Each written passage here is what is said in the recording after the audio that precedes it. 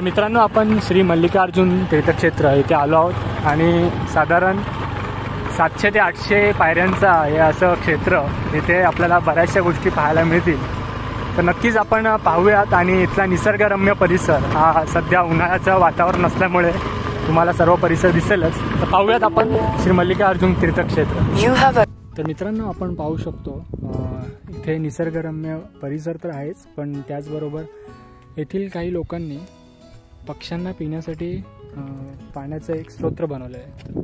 ती अवस्था थोडीशी बघणं झालेलीच आहे, पण त्यांचे जी आयडियाज आहेत फार चांगल्या आहेत. टाकाऊपासून टिकाऊ, साधारण प्लास्टिकचा वापर हा कुठे केला पाहिजे हे आपल्याला त्यांनी दाखवलेलं आहे.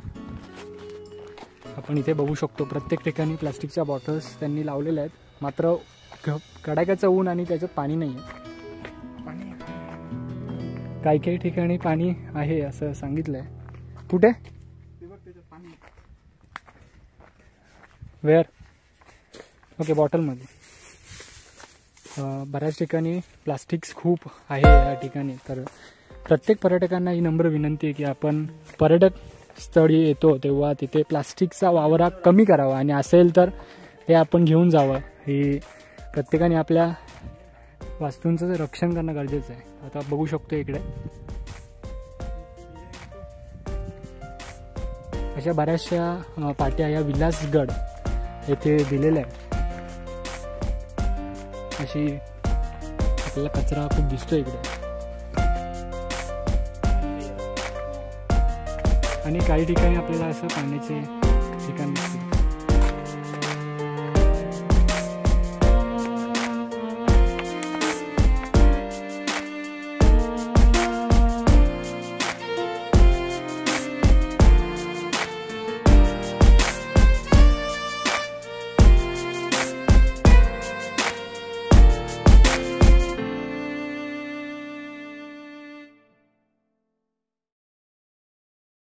मित्रांनो, आपण विलासगड या फोर्टवरती आलेलो आहोत आणि साधारण आपण या किल्ल्यावरती चढत असताना बऱ्याच वनस्पतींची माहिती घेत आहोत.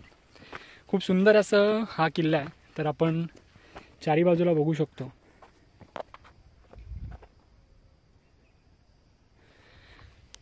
कृष्णा नदीच्या खोऱ्यात आणि त्या नदीपासून जवळ असणारा एक सुंदर असा किल्ला विलासगड. नक्कीच पर्यटकांनी भेट द्यावी. साधारण याचा इतिहास हा फार मोठा आहे, कारण छत्रपती शिवाजी महाराजांच्या वेळेस येथे खूप साऱ्या उलाढाली, खूप साऱ्या इतिहासाचे काही आपल्याला गोष्टी आढळून येतात. त्या आपण पाहणार आहोत. तर नक्कीच आपण पाहूयात आणि निसर्ग बघूयात.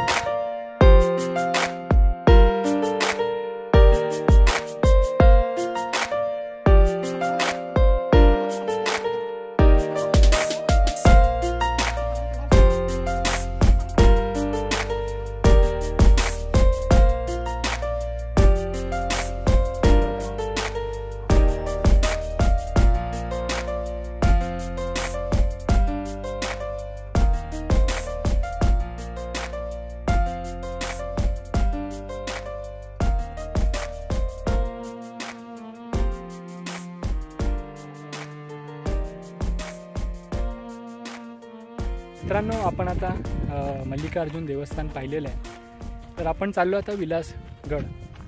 तर खूप साऱ्या मोठा इतिहास तो आपण आता विलासगडला जाऊन पाहणार आहोत आणि विलासगडाचे खूप सारे आम्हाला माहिती येथील लोकांनी दिलेली. तर असा हा विलासगड आम्ही पाहणार आहोत. आपल्यासोबत संतोष, संदीप आणि भरत आहेत. हा ट्रेकिंगचा अनुभव नक्कीच खूप सुंदर आहे आणि या भटकंतीसोबत आम्ही या इतिहासाची एक जोड पाहणार आहोत. तर पाहूयात विलासगड. मित्रांनो, आपण विलासगड आता चढत आहोत. सुंदर आणि छोटा ट्रेक आहे. साधारण मल्लिकार्जुन टेम्पलपासून आपल्याला 15 ते 20 मिनटाचा ट्रेक आहे आणि मल्लिकार्जुनला येण्यासाठी एक अर्धा तासाचा ट्रेक. तर 45 मिनटामध्ये हा आपण ट्रेक करत आहोत. साधारण आपण एक नवीन ट्रेकिंग करत असताना 40-50 मिनटात आपण करू शकतो. असा ट्रेकिंगचा अनुभव घेत आहोत. पाहूयात आपण विलासगड.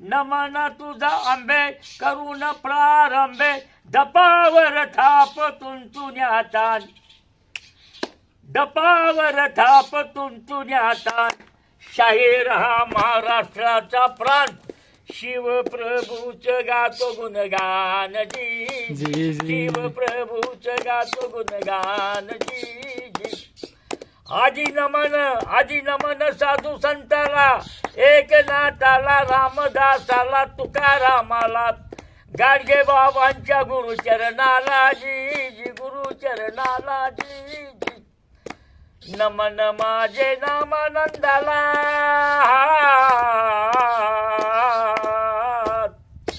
नमन माझे नामानंदाला सुभद्रा मातेला सोना मातेला पांडुरंगाला सांगली जिल्हा वाळवे तालुक्याला मुक्कामी मालेवाडीला मस्त शाहिरी साज चढविला पूर्ण चढून शाहिरी साजाला शाहिरांना गातो पवाड्याला जी गातो पवाड्याला जी शाहिरांना देशमुख गातो पवाड्याला जी धन्यवाद. जय जिजाऊ. जय शिवराय. तर मित्रांनो, आपण आता परतीच्या प्रवासाला निघालो. असा सुंदर हा ट्रेकिंग, भटकंती आणि इतिहासाची माहिती आपल्याला इथे मिळाली आणि नक्कीच तुम्हाला सुद्धा ही माहिती आवडली आणि प्रत्येकाने विलासगड येथे भेट द्या, जेणेकरून इथला इतिहास आणि खूप मोठी अशी माहिती आपल्याला मिळेल. छोटा ट्रेकिंग सांगलीमध्ये आल्यावरती नक्की भेट द्या. जय जिजाऊ, जय शिवराय.